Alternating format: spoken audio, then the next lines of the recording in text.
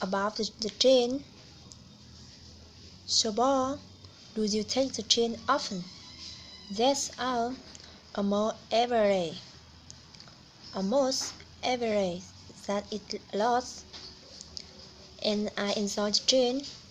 It's a very convenient. I see.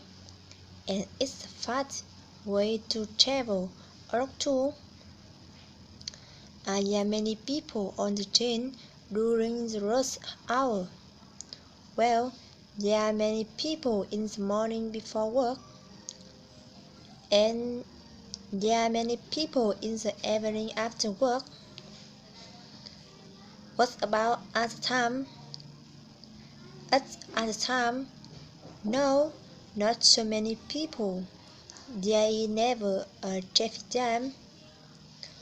On the train, there is never any traffic jam. That is good.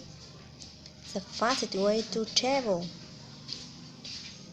And you know, I think it's faster than driving a car. As the train is not very expensive.